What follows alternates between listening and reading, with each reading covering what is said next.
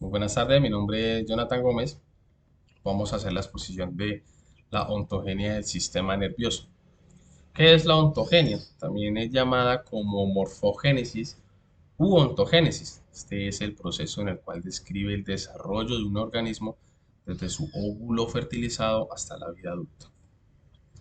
La formación del cigoto se origina de la unión del óvulo y del espermatozoide.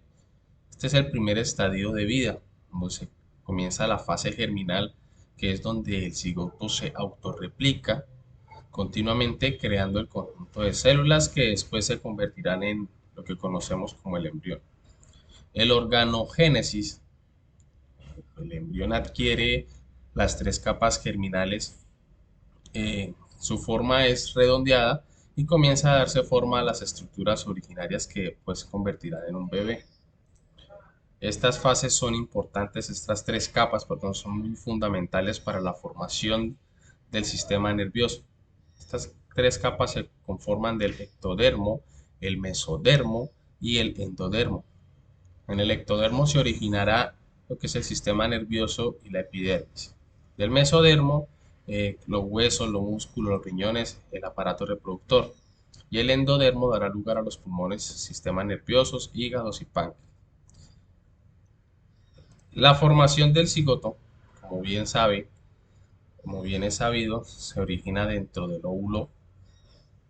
Luego sigue lo que es la fecundación, cuando ya el, el núcleo, el óvulo es fertilizado, comienza el proceso de división, llegando a la etapa de segmentación, cuando ya pasan de 2 células a 4 células a 16 células, llega el punto en donde las mismas células se dividen y se fusionan entre ellas hasta llegar a la fase 13, lo que conocemos como mórula.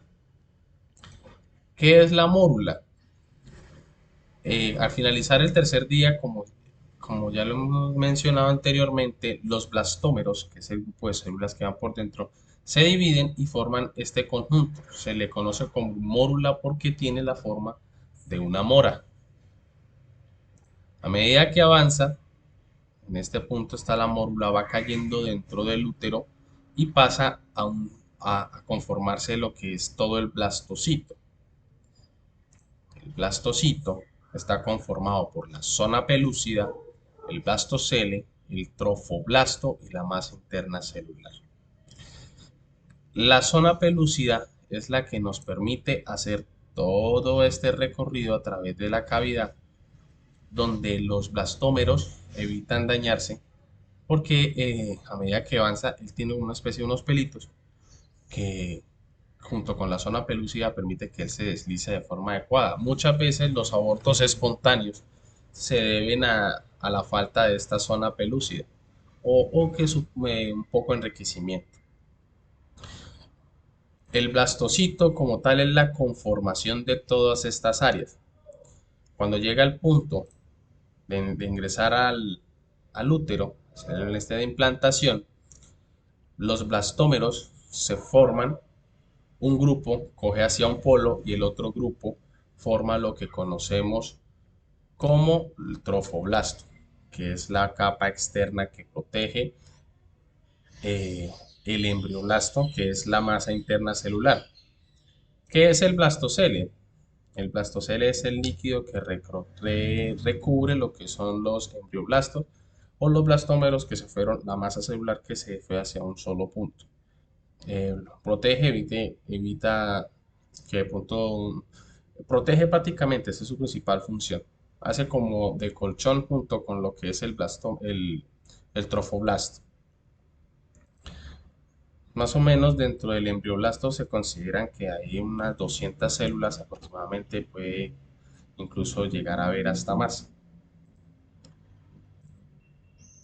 Esta capa delgada que podemos ver acá, lo que fueron los blastómeros, que algunos se volvieron la masa y el otro se volvió el recubrimiento de, de protección junto con la zona pelúcida.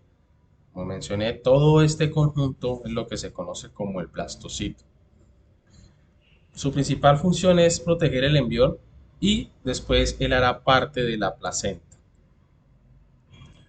Cuando iniciamos el proceso de gastrulación, cuando ya el blastocito reposa dentro del útero y empieza, por decir así, la implantación, absorción del mismo, es cuando comienzan a desarrollarse las tres capas que mencioné al principio: el ectodermo, el mesodermo y el endodermo. Estas contienen la célula madre que o dan origen total a los diferentes órganos. Como podemos ver, eh, dentro del blastocito comienza con el disco biliminar hasta que da origen totalmente la gastrulación al ectodermo, el mesodermo y el endodermo.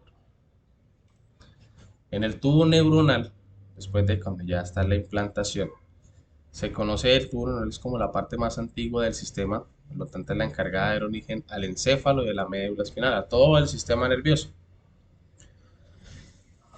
Dentro de toda la cavidad del embrión que se comienza a formar, estas tres capas comienzan a hacerse unos pliegues y a una curvatura poco a poco, donde el ectodermo empuja y se van formando hasta que queda totalmente una cavidad, que es la que conocemos. Antes de eso se da lo que es la cresta neuronal, que es donde se forman los pliegues en toda la estructura. Se considera que esta es la innovación de nosotros como los vertebrados, el cual nos ha permitido adaptarnos mejor al ambiente. Cuando ya llega el punto de cierre, donde se unen todos los pliegues, estas células empujan y separan al tubo, separan la cresta del tubo, creando la formación, en cuya cavidad van a estar las vesículas primarias, que a su vez van a formar las vesículas secundarias.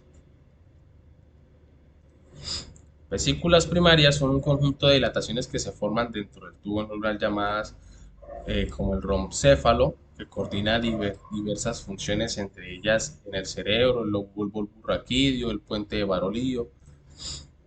Eh, Tenemos también el mesencéfalo, donde este actúa como un maestro de ceremonias, coordinando todos los mensajes que llegan al cerebro y todos los que salen.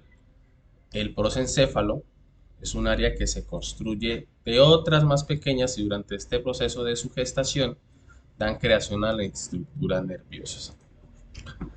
Ahora bien, en esta imagen podemos apreciar todo lo que en esta imagen, aquí alrededor de todo esto, se va creando el tubo, donde el ectodermo comienza a empujar, empujar, a empujar, creando la cresta neural.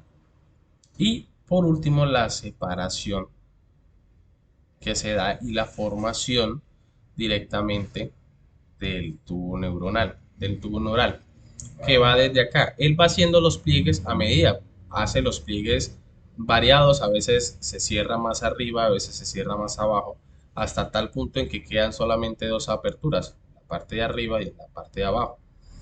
Este proceso generalmente se da en la tercera y la cuarta semana, más o menos al mes. A veces es más rápido, algunas formaciones se hacen más rápido que otras. Es importante porque de acá derivan a veces enfermedades en los bebés del tubo neural. Se da más o menos como de uno en 10.000 casos de los bebés debido a este proceso si no se tiene cuidado durante el embarazo. Dentro de nuestro esquema cerebral podemos observar que de cada vesícula primaria, que ya dijimos dentro del sistema nervioso, va en medio de todo eso, después del desarrollo de la cresta, que va empujando hasta la conformación del tubo. De prosencéfalo se divide el telencéfalo y el encéfalo. Del telencéfalo damos observación a los hemisferios cerebrales, el occipital, el frontal. Del encéfalo podemos observar lo que está el tálamo, el hipotálamo, el epistálamo y el subtálamo. Del mesencéfalo, en la vesícula secundaria también se llama mesencéfalo, se genera el mesencéfalo. Del romboencéfalo, el metencéfalo, que constituye el cerebro, y el puente del cerebro, perdón, del cerebelo y del puente del cerebelo. Del romboencéfalo también sale el miencéfalo, directamente creando el bulbo raquídeo y directamente la médula espinal. Este mapa conceptual nos muestra todo nuestro sistema nervioso central, del encéfalo, médula espinal, del cerebro y el troncoencefálico. Así hasta su desarrollo. Por eso se dice que las mujeres tienen que tener el mayor cuidado durante los 3 primeros meses del desarrollo del embrión por motivos de que pueden haber partos espontáneos, enfermedades del tubo neural y esas son una de las etapas de mayor cuidado.